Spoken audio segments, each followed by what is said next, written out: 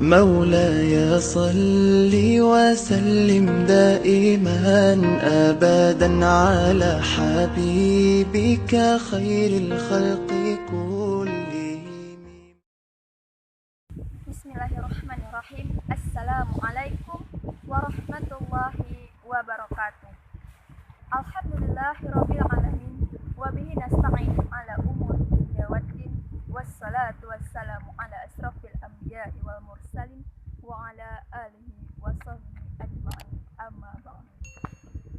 Rabbi israhli sadri wa yassirli amri wahlul 'uqdatam min lisani yafqahu qawli.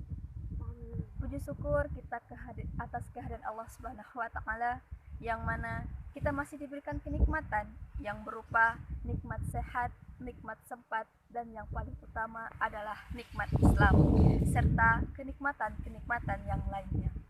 Salawat beserta salam tak lupa kita hadiahkan kepada junjungan kita, suri tauladan kita, yakni Nabi besar Muhammad sallallahu alaihi wasallam, dengan melafazkan Allahumma shalli ala sayyidina Muhammad wa ala ali sayyidina Muhammad.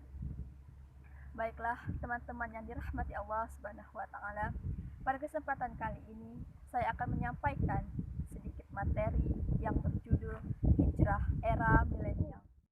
Berbicara tentang hijrah, momentumnya adalah hijrahnya Rasulullah sallallahu alaihi wasallam dari satu tempat ke tempat yang lainnya. Bisa kita maknai dalam kehidupan kita sekarang, yakni hijrah minaz zulumat ilan nur, dari kegelapan menuju kepada cahaya Allah Subhanahu wa taala, dari minal jahiliyah ilal hidayah, dari kebodohan menuju hidayah Allah Subhanahu wa taala. Biasanya seseorang berhijrah, ada penyebab-penyebab mengapa seseorang itu bisa berhijrah. Biasanya ada 4 hal. Yang pertama, biasanya seseorang berhijrah karena dia menuntut ilmu, dia belajar, dia datang ke kajian agama, dengar ceramah, belajar tentang agama. Ini terjadi kepada teman-teman kita di Eropa.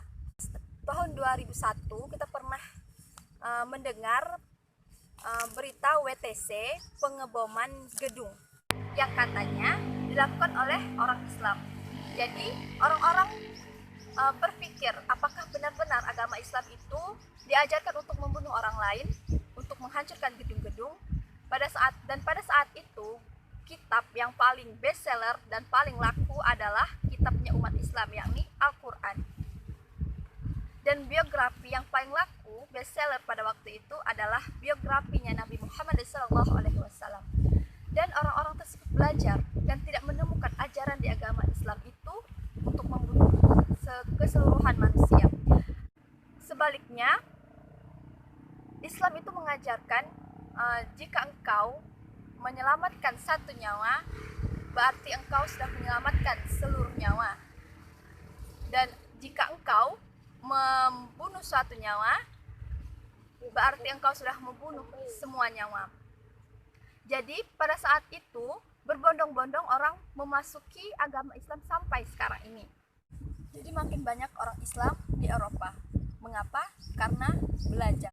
Mereka belajar membandingkan agama satu dengan agama yang lainnya. Mereka mencari tahu, mereka mengikuti ajaran dari perintah dari Al-Quran, yaitu Iqra, dan bacalah. Jadi kita disuruh belajar. Jadi sebagai umat Islam, tugas kita adalah terus belajar dan terus membaca, cari informasi tentang pengetahuan-pengetahuan tentang agama Islam. Jika kita semakin belajar, semakin membaca Al-Quran, itu semakin kuat keimanan kita dan semakin dekat kita kepada Allah Subhanahu wa taala.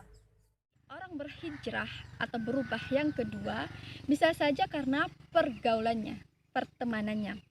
Seseorang tergantung agama temannya. Jadi, teman bisa mempengaruhi kita, teman-teman semua.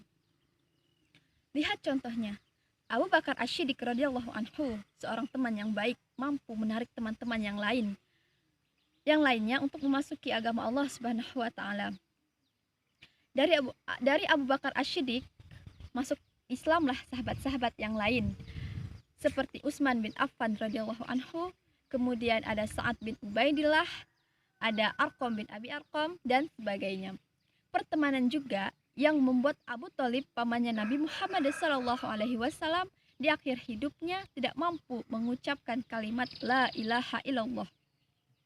Karena teman-teman sekitarnya mempengaruhi Abu Thalib untuk tidak mengucapkan kalimat-kalimat demikian. Jadi seseorang bisa berubah karena teman. Maka pilihlah teman-teman yang membawa kita menuju kepada ketaatan kepada Allah Subhanahu wa taala. Kita boleh berteman dengan siapa saja, silahkan, asalkan kita tahu kita harus mewarnai, bukan diwarnai. Baiklah teman-teman yang dirahmati Allah Subhanahu wa taala, seseorang bisa berhijrah yang ketiga justru karena terlalu bahagia dalam hidupnya. Dia diberikan jabatan tertentu, dia diberikan kekayaan yang banyak, dia diberikan kesehatan dan kebahagiaan-kebahagiaan yang lainnya, sehingga pada akhirnya dia pun bersyukur kepada Allah Subhanahu wa taala. Dalam surah Ibrahim ayat 7, la in sakartum la azidannakum wa la in kafartum inna azabi lasyadid. Barang siapa yang bersyukur, Allah tambahkan nikmat, dan yang tidak bersyukur, azab Allah amatlah pedih. Jadi banyak orang-orang yang merasa sangat banyak diberikan nikmat oleh Allah Subhanahu wa taala, sadar Allah sudah terlalu baik kepada saya. Saatnya saya kembali kepada Allah Subhanahu wa taala.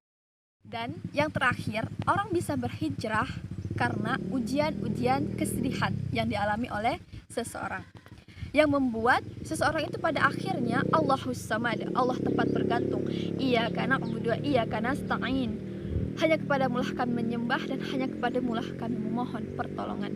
Semua dari kita pasti pernah merasa sedih dan mempunyai masalah yang bermacam-macam.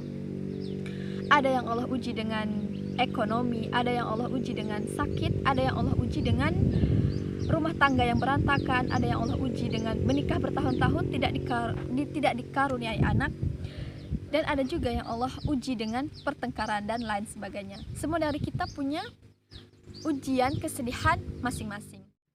Teman-teman yang dirahmati Allah Subhanahu wa taala, dalam berhijrah kita harus benar-benar niatkan dalam hati kita berhijrah itu karena Allah Subhanahu wa taala, karena bukan sesuatu yang selain Allah. Karena apapun, segala sesuatu yang dilakukan karena Allah, dia akan berterusan, dan segala sesuatu yang dilakukan tidak karena Allah, dia akan terputus. Nabi Muhammad SAW bersabda, semua anak Adam pasti pernah melakukan kesalahan, dan sebaik-baik orang yang melakukan kesalahan adalah orang yang banyak bertaubat. Hadis riwayat Ahmad. Baiklah, saya kira sekian materi dari saya. Semoga bermanfaat. Salah dan hilaf mohon dimaafkan. Wabillahi taufiq wal hidayah. Wassalamualaikum warahmatullahi wabarakatuh. Alifun bang, ta'un ta, jimun ha'un kha'un da.